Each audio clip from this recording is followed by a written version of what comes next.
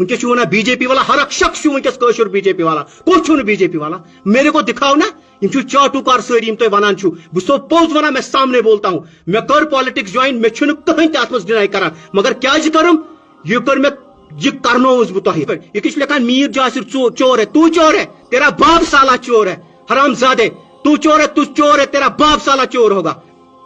मैंने क्या तेरी बहन को चोरी लिया तेरी बहन को चोरी लिया मैंने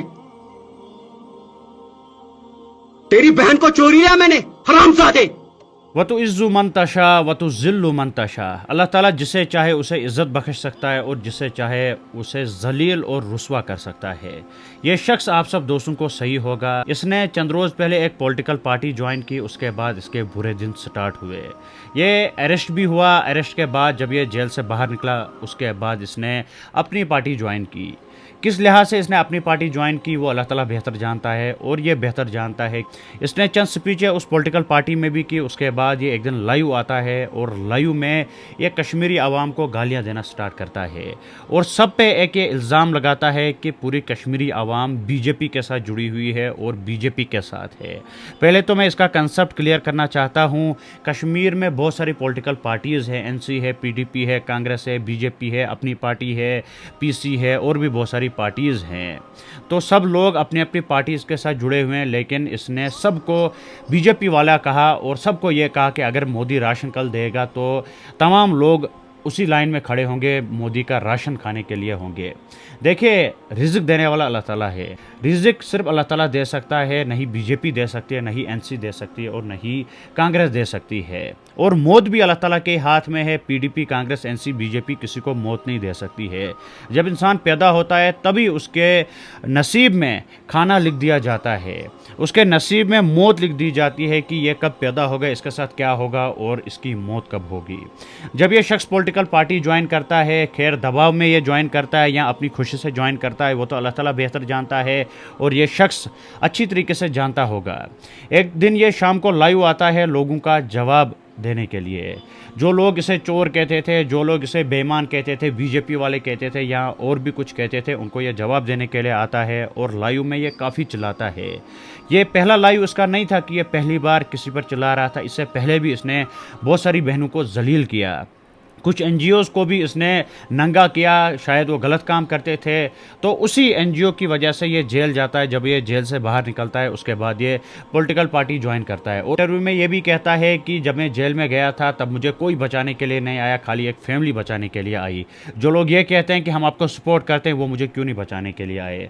देखिए, वो लोगों की अपनी राय है और लोग क्या किसी को बचाने के लिए आएंगे।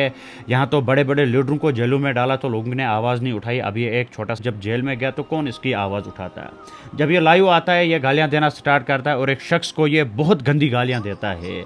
ये आप सुनिए कि ये क्या कहता है उस लाइव में और कितनी ये गालियां उस शख्स को देता है। मोदी और क्विंटल तोमुल फ्री गाठन पे लगो रश, सिर्फ बात करने से कुछ नहीं होता है।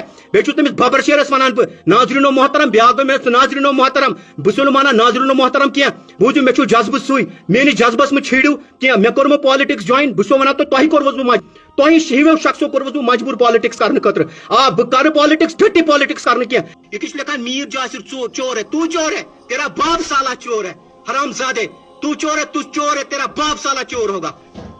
मैंने क्या तेरी बहन को चोरी लिया तेरी बहन को चोरी लिया मैंने